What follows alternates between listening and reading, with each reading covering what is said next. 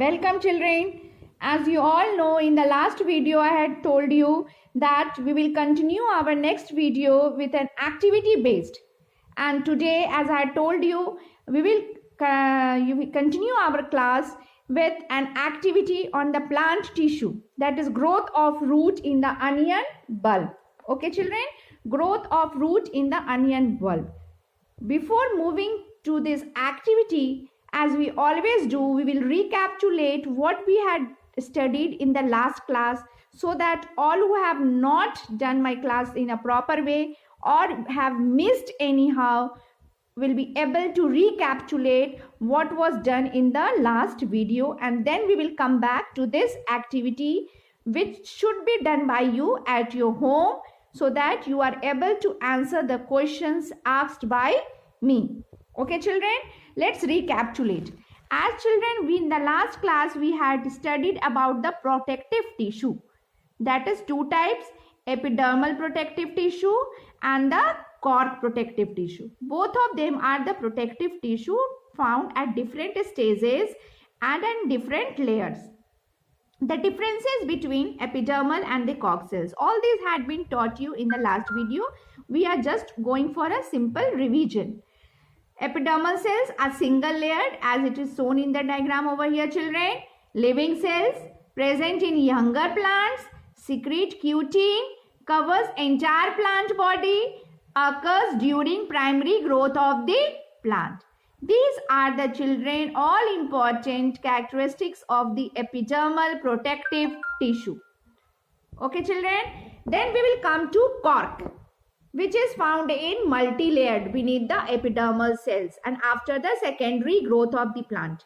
In the last video, I had made you clear that what is primary growth of the plant and what is secondary growth of the plant. If it is not clear, just view the previous video once again, and still if the doubt persists, then ask me. Cork cells are multi-layered, are non-living, secrete suberin. It was explained earlier what is suberin. Present in older plants. Cork covers stem and root of the plant after the secondary growth, that is after the secondary growth of the plant. Okay children, is it clear? That is, cork cells are multi-layered. As the epidermal cells are single layered, it is multi-layered. It is non-living. Epidermal cells are living, it is non-living. It secretes suberin and present in older plants. As epidermal cells are present in younger plants, it is present in older plants. Cork covers the stem and the root of the plant after the secondary growth. Now the functions of these two. Both epidermal cells and the cork cells are protective tissue, as I have told you earlier also that both of these are the protective tissue because why? They protect plants, that is from mechanical injury and infection. They prevent loss of water. They also prevent children the loss of water. Is it clear children? One of the important term which was explained earlier, that is epidermal and the cork cells, which are the protective tissue. Now children, we will move on towards our activity which we are just continue our chapter. Plant tissue based on activity, growth of the root in the onion bulb. Here children, I am going to explain you how this activity has to be done. You will do it at your home and I will give you some questions. You are going to find out the answer to those questions after doing the activity only children. Not only by just opening the book and copying it from there. No children, you will do the activity at your home and then you will answer those questions and then pass it on to me with the diagram. You just not diagram, with the picture. Take the picture of your activity which has been conducted by you and send it to me, so that I can get satisfied that you all have understood what I was making you to understand. Children, take two jars. Jar A, jar 1 and jar 2. Here, as I have labeled it, and take two onion bulbs and place it on the jar. And fill the jar with the water so that its base gets dipped for the roots to come out. Root tips, the end of that root tips and water is taken. Can you see children? and then leave it for 3 to 4 days. After each day, you just measure the increase in height of the root of the onion of both the jars, that is the jar 1 and jar 2. On the 4th day, children, you just take a sharp blade or knife or scissor and cut the root of the onion of jar 2. Pay attention, children, what I am telling. Cut the root tip, just root tip, at the end of each root tip, with the help of sharp blade or knife or scissor of the onion of the jar 2, not jar 1, children. You have not to cut off the jar 1. Jar 1 will be as it is. Only the root tip of the onion of the jar 2 will be cut. And again it will be left in the same manner in both the jar 1 and jar 2 for 4 to 5 days. And each day we will measure the increase in height of the root. And we will cut the root tip about, children, you can cut it about 1 centimeter, not whole. Whole of the root of the jar 2 onion will not be cut. Only about 1 centimeter, and then it will be left to 4 to 5 days. Okay, children? And then within these 4 to 5 days, after each day, you will just measure the increase in height of the root of the onion of both the jars and get it collected, children, in a chart. You can draw the chart, children, over here. Just you take with the help, you can draw it over here like this, children.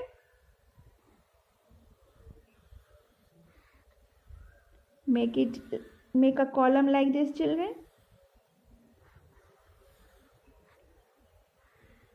And then you can write day 1, day 2, day 3, day 4 and day 5. And here you write, children, length of jar 1 onion and jar 2. Here, by the help of this chart, you take the observation. After each day, you just measure the jar 1 increase in height of the root of onion jar 1 and jar 2 before cutting the root tip of the onion of the jar 2, and after cutting the root tip of the onion of jar 2. Both the same, the chart will be drawn, and the increase in height of the root of the onion will be observed. After doing so, children, you will find that, or you will be able to answer some of my questions. Okay, children? Now my questions will be, you can say my question will be question 1, that which of the two onions has longer roots? Why? Then question 2 will be, children, do the roots continue growing even after we have removed their tips? And then one more question will be asked, children, that why would the tips stop growing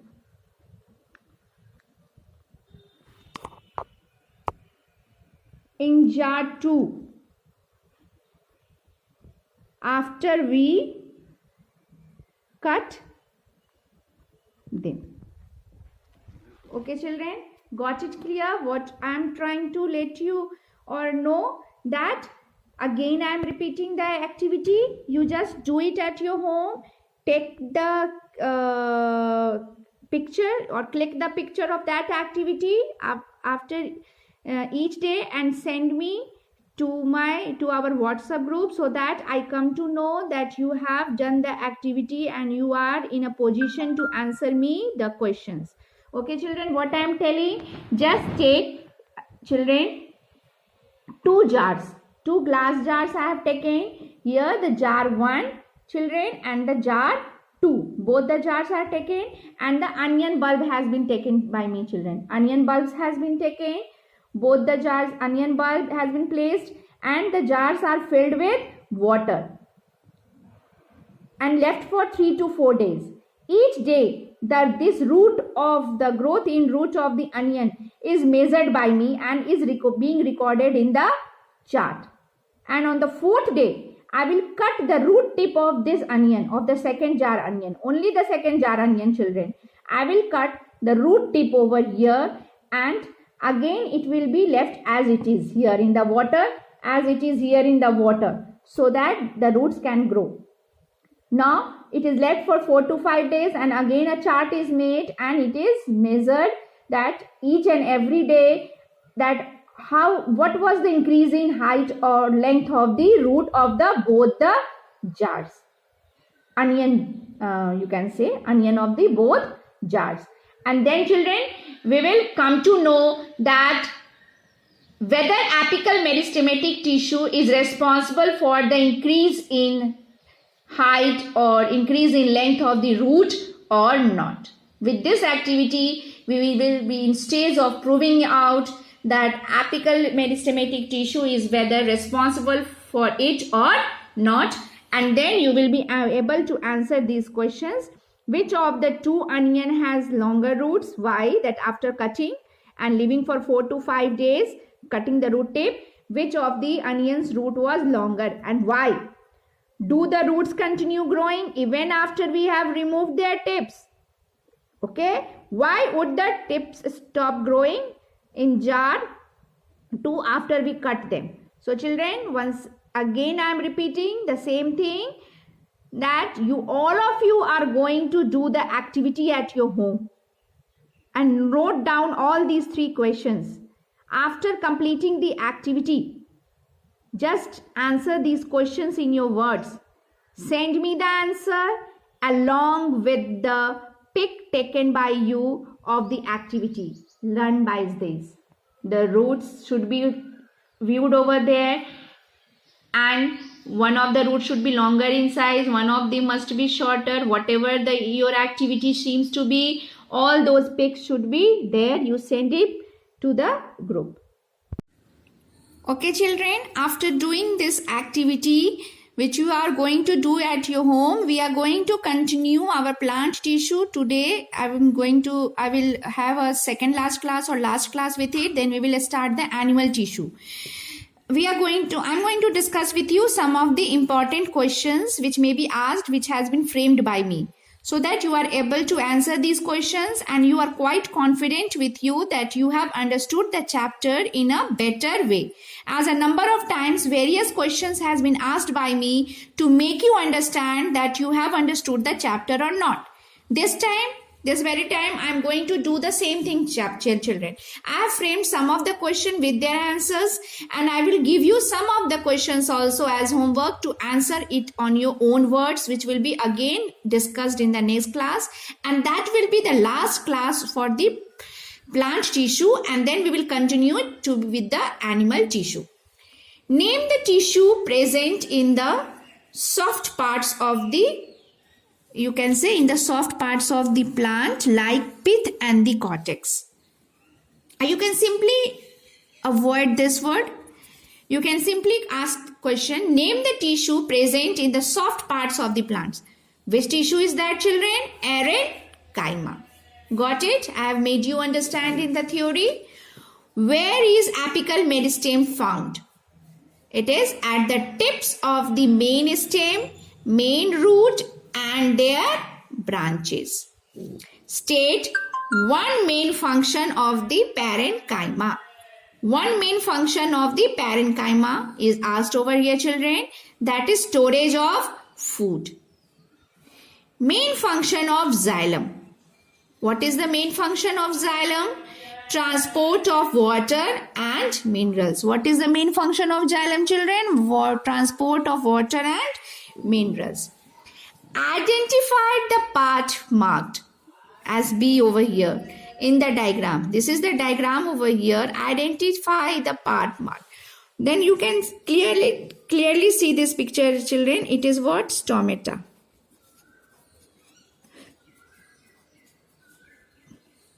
This is stomata and part B is asked. This is the outermost layer at the base of which a spore-like structure for the exchange of gases is found. What is that layer or layer of cell is known as, children? It is epidermal cells. Got it clear, children? This type of question can also be asked. So got it? What it is asking? Identify the parts marked B in the diagram. B in the diagram, stomata I have marked over here. What is this B marked over here? It is epidermal cells. State the function of the epidermal cells of the roots. What is the main function of the epidermal cells of the roots? You can state the function of epidermal cells of the roots. What is the main function, children? Absorption of water and minerals from the soil. What is the main function of epidermal cells of the roots? Absorption of water and minerals from the soil. Which meristem is responsible for transformation of stem of plant into trunk when it grows into a tree? The question is, children, which meristem is responsible for the transformation, that is the conversion or development of stem of plant into trunk when it grows into a tree? The answer is, children, lateral meristem, as it is only responsible for the branching as well as the development. Next question is, children, name two elements of water conducting tissue which are responsible for conduction. Got it, children? What is asked over here? Two elements of water conducting tissue, that which conducts water, which are responsible for the conduction. The answer is, children, tracheids and vessels. Got the answer? Tracheids and vessels. Name the chemical substances. What is, children? Name the chemical substances which gets deposited in the walls of the sclerenchyma. I have discussed right now also. Name the chemical substances which gets deposited in the walls of sclerenchyma. What is this chemical substance, children? It is lignin, a chemical substance which is responsible for the hardening over there. Okay. Name the tissue which is responsible for the increase in girth, that is diameter of stem and root. As hundreds of times this question has been asked by me. Name the tissue which is responsible for the increase in girth of the stem and root. Which tissue is that, children? Lateral meristem. Then I am asking a type of plant which floats in water. Water hyacinth floats on water. Why? Okay, this is a plant which you can see in the stagnant water over there all everywhere, that it is floating plant which is found, aquatic plant which floats on the water. Water hyacinth. Why? Because of presence of aerenchyma and large air cavities in the petioles, which makes this plant lighter in weight. We had discussed it earlier. Aerenchyma provides buoyancy to the plants, makes the plants lighter in weight with the air cavities. Which element of xylem help in transportation of water and minerals? Stores food, provides mechanical support. Xylem is made up of various cells, and various cells perform various functions. This very question is asked over here, children, that which element of xylem or which cell of xylem helps in transportation of water and minerals? It is vessels and tracheids. Stores food, food storage. It is xylem parenchyma. Provides mechanical support. Provides mechanical support, children. And strength, which is what is, children? Xylem fiber, tracheids and vessels. Once again, I am repeating it, children. Don't get confused. As I have taught you earlier, then that this xylem is made up of various type of cells, and each cell performs different functions. That is the main function of xylem is, children, to absorb water and minerals with the help of roots from the soil and transport it to the different parts of the plant. But all these cells of which it is made up of helps it out to perform its function. As vessels and tracheids helps in transport, as xylem parenchyma helps in food storage, roots also stores the food, children. As xylem fibers, tracheids and vessels provides mechanical strength or support to the root of the, or you can say to the xylem of the plant. Got it, children? Clear? Now we are proceeding. Give the other name of the dividing cells in plants. What is the other name? Another name for the dividing cells of the plants. It is, children, meristematic cell. Can be also called as a dividing cell. If in the question it is given that name 3 dividing cells, that is apical, lateral and intercalary, it is 3 types. But this name 3 dividing cells, this meristematic cell is also called as a dividing cell. You can name the tissue responsible for the flexibility in plants. How would you differentiate it from the other permanent tissue? As it has been asked, children, name the tissue responsible for flexibility in plants. How would you differentiate it from other permanent tissue? Collenchyma provides flexibility in the plants. Collenchyma differs from other permanent tissue in having irregular wall, thickening generally at the corner. Got it, children? And it has been explained by me earlier also. It has been put into a question form and you are supposed to answer it out. List any 6 characteristics of parenchyma tissue. Here I am asking you that you know about what is parenchyma tissue.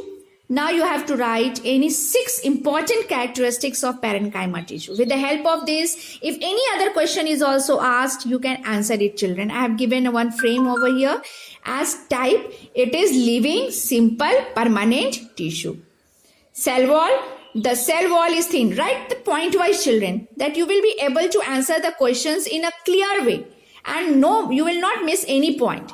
So put it in a point-wise. Cell shape. Cells are oval, rounded, isodiametric, polygonal. Intercellular space. Intercellular spaces are abundant so that cells are loosely packed. Storage. The tissue stores nutrients and water in its cells. Modification. The tissue gets modified to form epidermis, or you can say chlorenchyma, arenchyma. So children, if this type of question is asked, list any 6 characteristics of parenchyma tissue.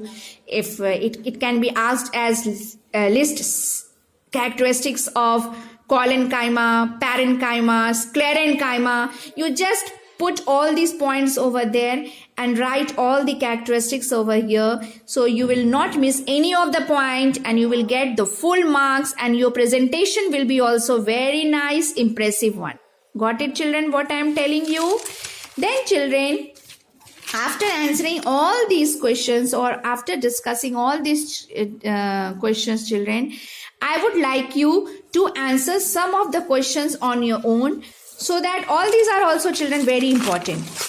It has been taught to you in my all of the videos. You have to only answer these questions in your words. I have written here, children, write at least 2 differences between. You have to write only, children, 2 differences. Here I am not going to help you out because 100 of times the explanations has been given by me about the characteristics of all these terms. You have to only write the differences between them, and only I am asking to write 2 important differences between xylem and phloem. Parenchyma, collenchyma and sclerenchyma. meristematic tissue and permanent tissue. Here children, you pay attention, the differences between three of them has been asked, that is parenchyma, collenchyma and sclerenchyma. Then the differences between meristematic tissue and permanent tissue has been asked. Then you go for epidermis and the cortex tissue. Okay children, protective tissue, at least only two, and two of the differences are very simple children. And one of the diagram I have given you, very simple diagram. We have discussed it in the earlier video in a very detailed way. That is, identify and label it. First of all, you all are supposed to identify this diagram. Okay, figure of what it is, what. And then you label it as A, what is this? B, what is this? C, what is this? D, what is this? And E, these two, what is this? These two being shaped like this, what is this? As you are going to label it out and then answer these questions in the copy, it is as the homework to be done and to make you understand that you have understood the chapter in a more clear way, with a clear concept. Children, once again I am moving towards the activity which was discussed at the start of the class. So this activity, which is based on the two onion children, is to be done by you at the home. How it has to be done? It has been discussed in the earlier videos. So you are only going to do it out children. How and for how many days it has to be kept, how it has to be observed, which part of the root of the second onion of the jar 2 has to be cut, and then how it has to be left it out, and then you have to observe the increase in the growth of the root of the two of the glasses children, of the onions of the two of the jars, and then you have to make it out that what the differences has been found after cutting the root tip of the onion of the second jar, so that I find it clear that you have understood the chapter very clear, in a very clear concept, and you have got understood that how meristematic tissue, that is apical meristematic tissue, is responsible for the growth of the increase in the height of the stem and the root. Okay children.